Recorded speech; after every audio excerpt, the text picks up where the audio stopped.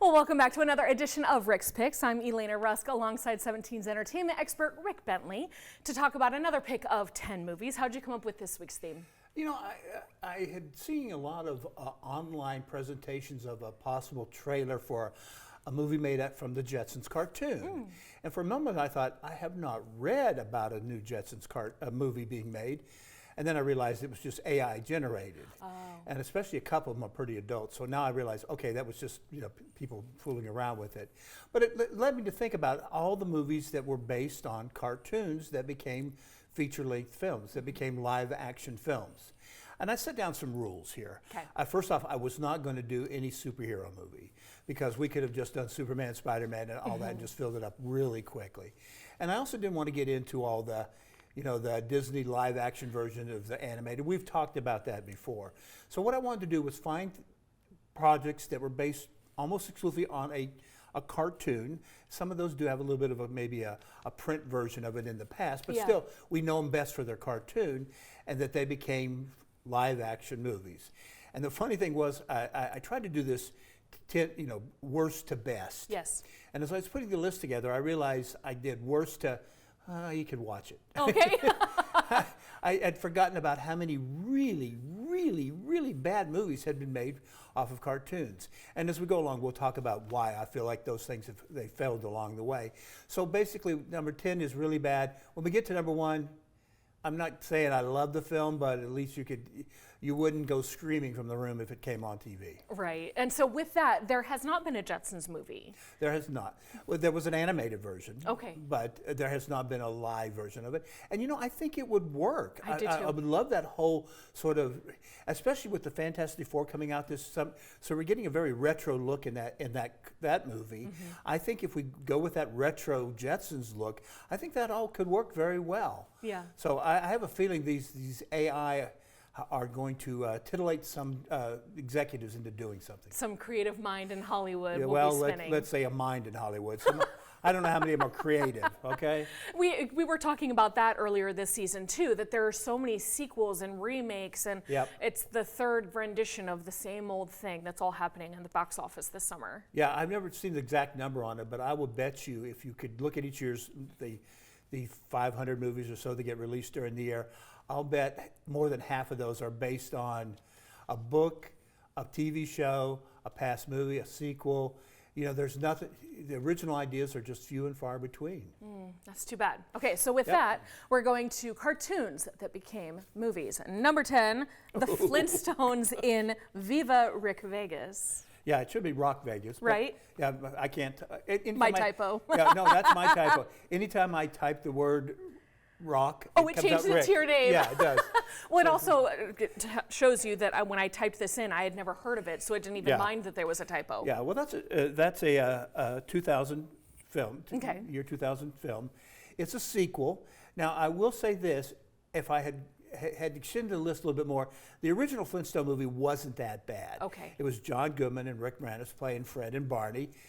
They got the original spirit of the Flintstone comic, the cartoon, because the cartoon was based on the Honeymooners TV show. So they kind of just went right back to that sort of format. So the original one worked. This one had Mark Addy and Stephen Baldwin taking over as Fred and Barney, and they are just horrible at this.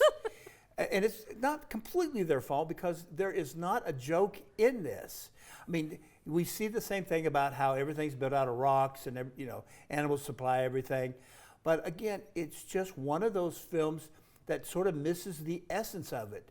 You're trying to make fun of something when you should just go, okay, the fun was in it from the beginning. Why do you feel like doing this sort of parody work on it? You have to do that. The whole thing just falls apart. It looks terrible. It's just terrible from start to finish. The CGI is bad in it. I don't know if you noticed it there, but there's Elizabeth Taylor's in it. And so another thing I found out when I was looking for this list was a lot of people who have been nominated for awards have appeared in these movies. Okay. So they all have black lists on their credits. It happens. But this one is a stinker from beginning to end. It's just, there's nothing that combines with ancient prehistoric cavemen and Las Vegas and the bright city lights. So it's a strange concept from the beginning. Yeah, I think somebody just liked the idea of, Viva Rock Vegas, and they said, oh, let's go from that. Well, you need to write the movie from the script and then give it a name. Yeah. You don't work backwards, and I think that's what they did with this. I think you're right. Okay, so number 9, Marmaduke. Marmaduke, oh gosh. Okay, this entire movie, all the jokes are based on the fact that the dog has gas. Oh. Not That's just so cheap. once or twice. It's right. It's cheap humor.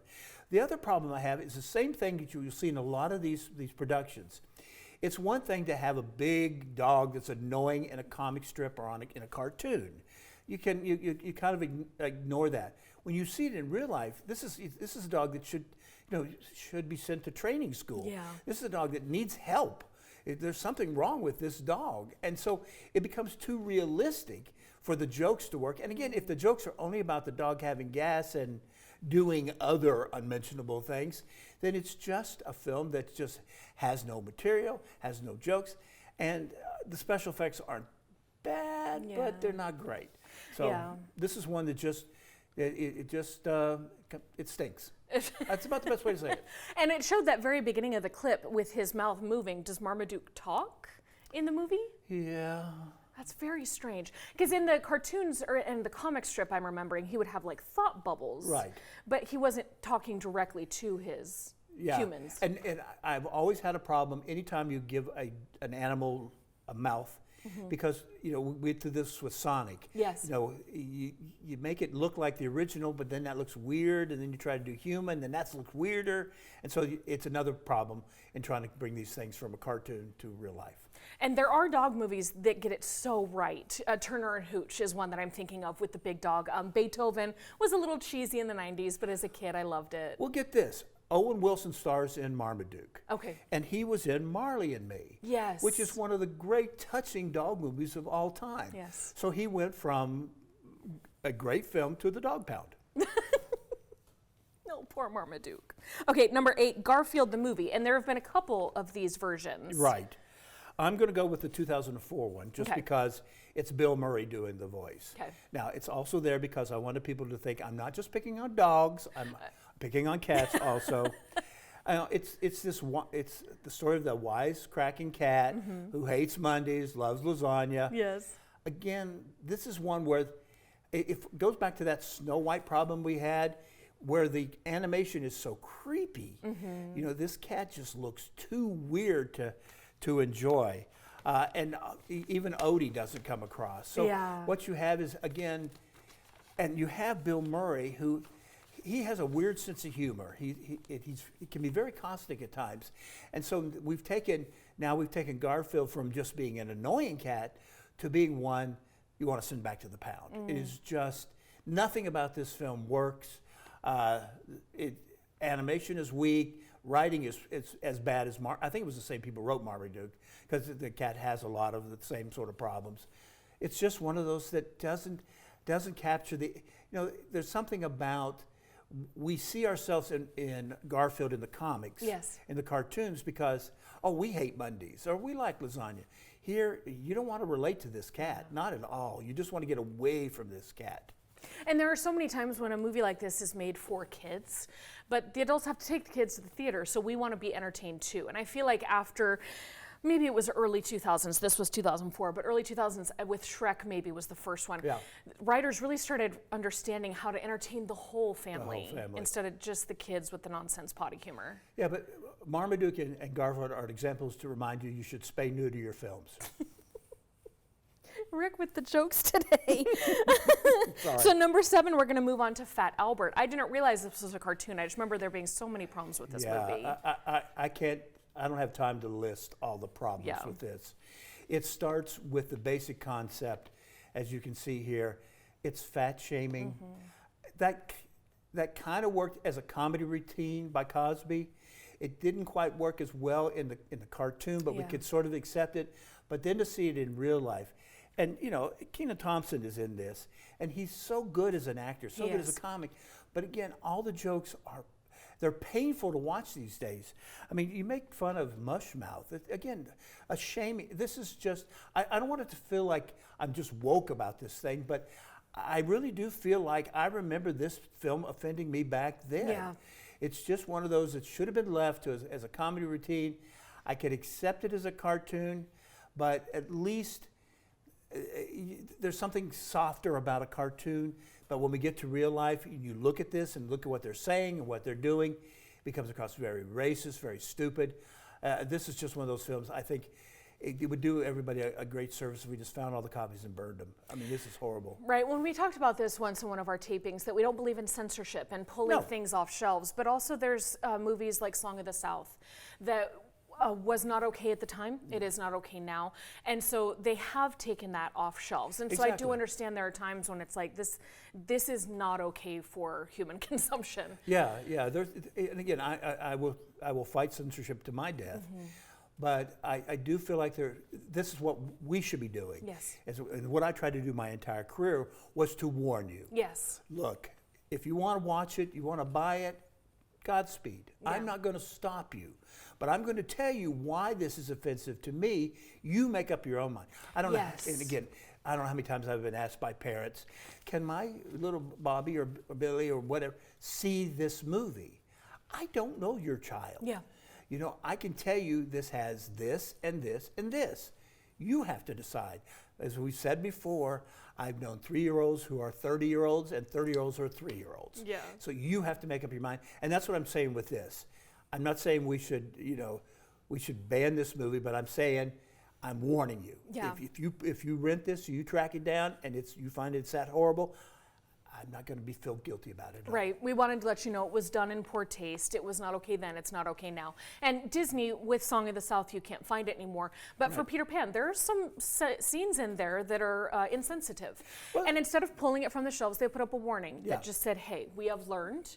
This was how it was done then, not saying it's okay. I think those type of warnings are important. And so that's what you're offering, is a warning. Yeah, exactly. This is in poor taste. I think that's always been, to me, the main purpose of a critic. Yeah. I'm not there to pump up a movie's box office or tear it down. I'm there to warn a family. Here's what you're gonna see. If you're okay with, it's like I did the review of Fight or Flight, which is just, there's lots of graphic violence in that. I'm not saying that's bad. I'm just saying I enjoyed it. You might, if you don't like graphic violence, stay away. Right. Pay attention. You can find. We live in an era when you can find hundreds of reviews of movies. So if you wander into something and go, "Wow, I didn't know that," it's your own fault. It is. Yeah. So don't blame anybody but yourself. So with that, we're moving on from Fat Albert because we don't want to talk about that anymore. To Inspector Gadget. I loved this cartoon when I was a little kid. I don't think I ever knew that a movie had been made from it. Yeah, and Don Adams, who was in Get Smart, did the voice in the cartoon. I love the cartoon. I love the idea that he was robotic, had all these different parts of his arm.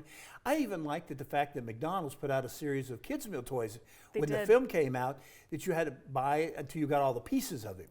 And so you might end up with just a head and a foot. But if you had a lot of Happy Meals, you could get it. Anyway, this stars Matthew Broderick as Inspector Gadget. Again, here's an Emmy-nominated actor taking on that role, and it's an example of how it just doesn't translate. It was silly. It's not silly. It should have gone the way of Airplane or some of those films, or Police Story. All those where the comedy is so far over the top, you go, okay, it's bizarre, it's weird. This was just trying to be quirky and yet still stick to the original. Even when you have somebody like Matthew Broderick who cannot make this work, you know you're in deep trouble. And so this gadget needed a few more gadgets. It is a little inappropriate with that joke there. But like I mentioned, I didn't even know it had become a movie. I don't like judging books by their cover, but you kind of have to judge a movie by its trailer because that's the little sample that you get before you have the full scoop of ice cream. And watching this trailer to put it together, this segment, I was just like, this is so silly. What is this nonsense? Yeah, and picking a movie by its trailer is really a bad way to do it. It is. Because trailers, I have seen trailers where the best parts of a film are in that trailer. And then you get there and you go, wait, I've got another 95 minutes to watch. I've seen all the best parts. And all the, it's like the recent Captain America movie where they spoiled having the Hulk in the trailer. That should have been the big giveaway in the movie. So trailers can be very, they can really mislead you. So just be careful with that. Again, hundreds of reviews out there. You can find one, look for it. Look for it.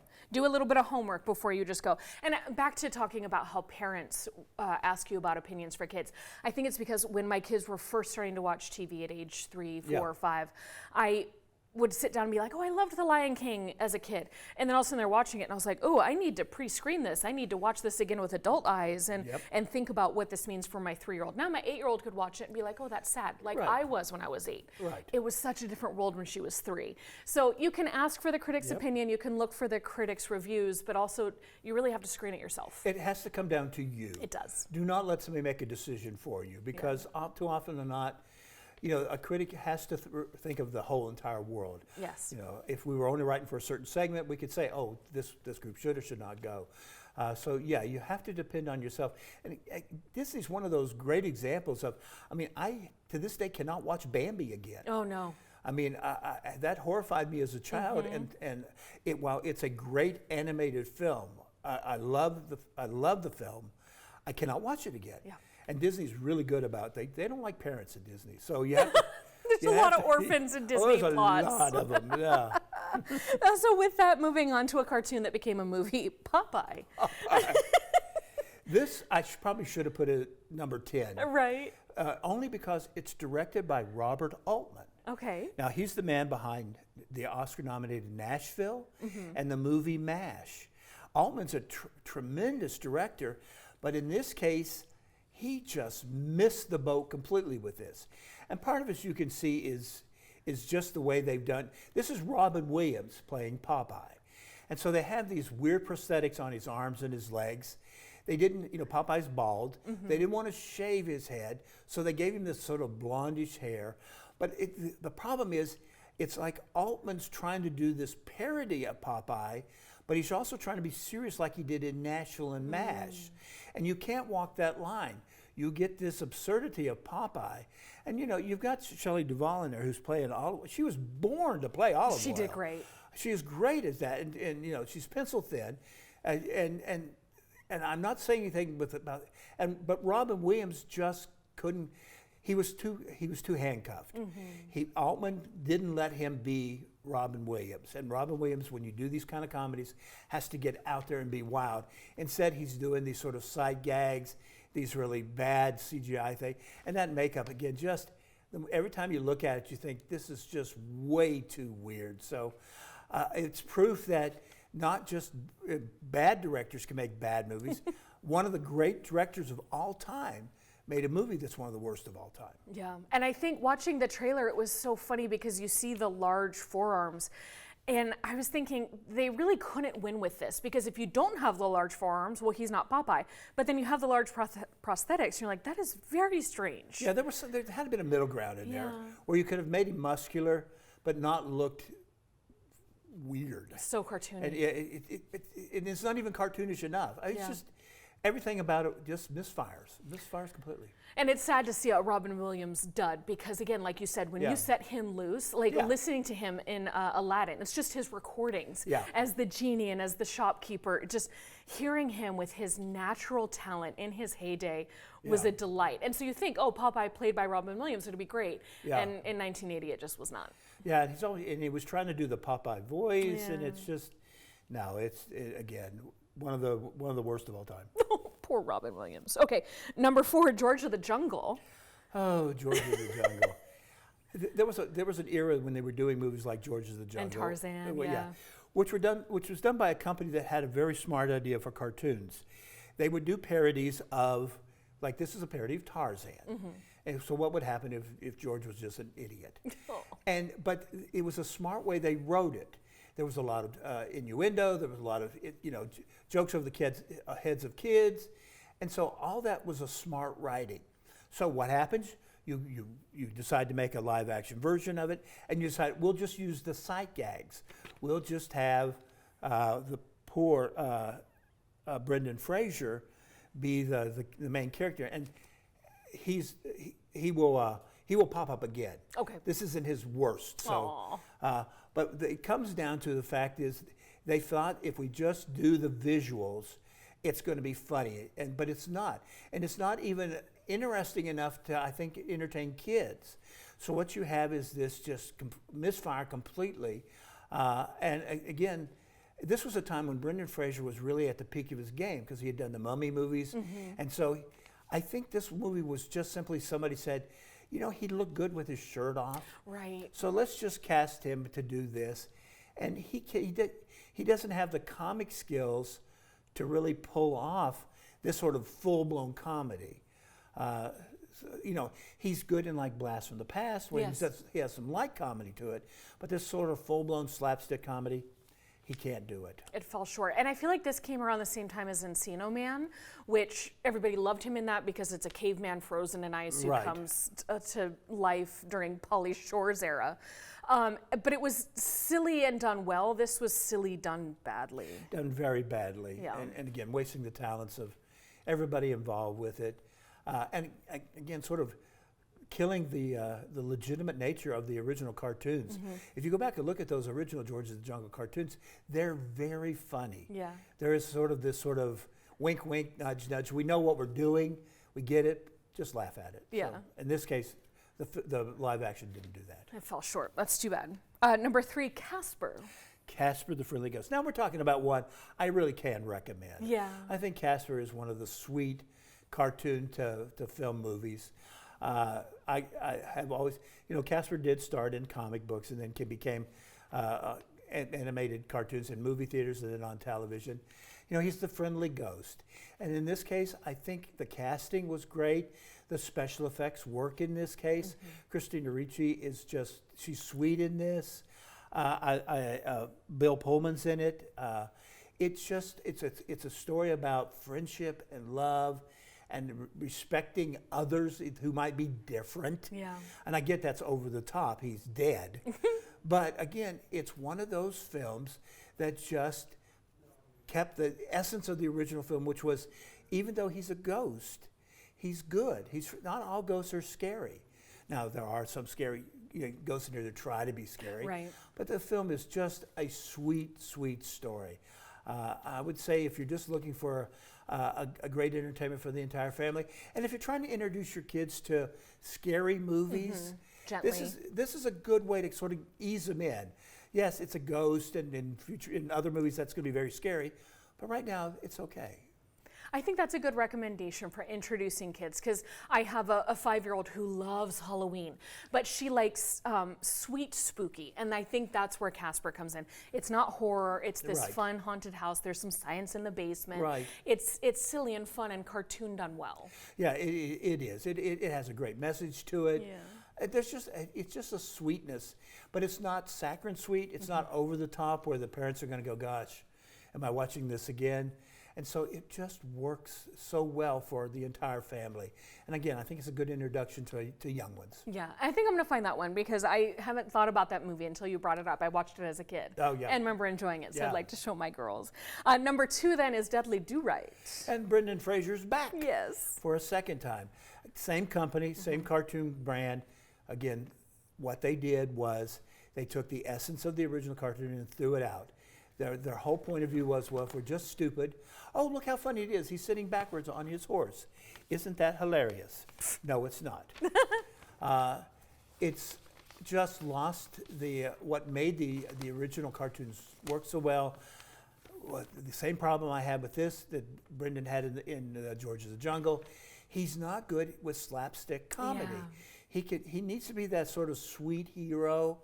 And again, Dudley Do-Right in many ways is the sweet hero of this, but they're playing as such a buffoon that it just doesn't work. Yeah. And again, double whammy from a guy who now has an Oscar. Yes. And he's got these two on his, if you look back at his career and you see these 2 films on his resume, look at the films after that. His career started to go down because he was hot with Mummy, and then this stuff just sort of drug him down until, fortunately, The Whale came along and gave him a chance to revive his career because he is a good actor and he deserves better. He deserves far better than this. Well, and I don't follow much celebrity news, but I remember there was kind of a resurgence before The Whale was coming out about how Brendan Fraser was one of the good guys in Hollywood and how he had always stayed true to himself and how he is very talented. And then you see him in The Whale and talk about a transformation and a very powerful performance. Yeah. He really did well and won that Oscar. But I will tell you deservedly. this, he's one of the tough interviews I've ever done. Yeah? Not because he was very nice, very sweet kid. But he has a tendency to just wander off into this discussion like, well, yeah, I liked making the mummy movies because, you know, there is a planet on the fourth solar system and then if you pick a daisy on a day starts with an L, it's like, whoa, where are you going, sir? Right. I've lost track of what you're trying to say. I have no answer to your question, but again, he was nice about it, so you can't get mad at him, but I am glad that he's back on his feet. That's very cool. After a couple failures, we always like seeing that success story. So now we have a couple minutes left for number 1, The Adventures of Rocky and Bullwinkle. You know, all I have to say is this has Robert De Niro in it. I would not have cast him when I think of that cartoon. He plays fearless leader. Mm-hmm. Here is one of our great actors of our time. Yes. And he was reduced to doing this. The film has so many problems. This is where you have that same problem with, you have a cartoon that was witty, that had innuendo, that was smart in its writing, and they just sucked all that out for sight gags and for these visuals, and even just bad graphics. Rocky and Bullwinkle look so horrible in this that you can almost tell that it's superimposed. Yeah. And so you lose that, but you know. Jason Alexander plays Boris in this. It had Rene Russo's in it as Natasha. It had a great cast. It's just the writing. You know, I've said this 1,000 times. If the writing isn't there, you can put Oscar-winning actors, decent special effects, and it's still not going to work. It has to be on the page. If it's not there, you might as well just stay home. And I think that's why when you're talking about casting directors and agents all coming together to get these actors on board, you hand them the paper, and how can they tell if it's great or not? Because you don't know how it's going to look like this with the cheesy cartoon superimposed in the real life world, and you don't know how it's all going to come together. So how much of a risk is it for those actors in the beginning? Again, it can pay off the other way. Yeah. You look at Marlon Brando, who at his time was one of the great actors working. He's in Superman. You know, one of the first comic book movies, and it was like, and they paid him millions for just a few minutes of work, but him being there gave it gravitas and helped the film. And so he was playing, he was telling a story that was important, and he played the character the correct way. And so you can have those places where I'm sure De Niro's agent said, look, they're going to pay you millions of dollars, you show up in a weird wig, nobody will ever see it again. Well, unfortunately, it's around for a long, long time. Lasting is one of those that's just not worth seeing. Oh no, it's just. In fact, other than Casper, and I would say just the other 9, just skip over them. And there's others. I could have talked about Yogi Bear. Yes. The live action with Dan Aykroyd as the voice of Yogi Bear. All the Scooby-Doo movies. I like the original Scooby-Doo movie, but then they just sort of lost track there. There's been Alvin the Chipmunk, Josie and the Pussycats. There was a Mr. Magoo live action. I didn't realize that. Yeah, with Leslie Nielsen playing Magoo. And again, how funny it is this guy can't see. Right. Wow, that works as a cartoon, but in real life, it doesn't work. There was even also, and again, I'm not picking on dogs again, but there was an Underdog, live action Underdog. So the list goes on and on. I just wanted to focus on these 10. And it's sad because I really did want that one that was just brilliant. And maybe Casper would have been, I put it at 3, it should make, no, it's still. It's not brilliant, it was just a sweet movie. No, there's just not that one movie where you go, wow, this is the example of the best movie in that genre. Right. In this case, most of them end up just being flat because they miss the point. Yeah. They get away from the smart writing, they try to win you over with bad special effects, and in the end, none of that works because if it's not in the script, it does not work. It's not going to compute. All the best acting in the world can only deliver the written lines. Only deliver the written lines. Yeah. If you write it, they will come. They will come. And with that, we're out of time. There's been no Calvin and Hobbes movie, no? Nope. Nope. I always thought that would be a fun one, but then again, how do you play the invisible friend? Exactly. But that would be fun if any of those creative minds in Hollywood are listening. Or the less creative. That's another edition of Rick's Picks. We'll meet you back here next week.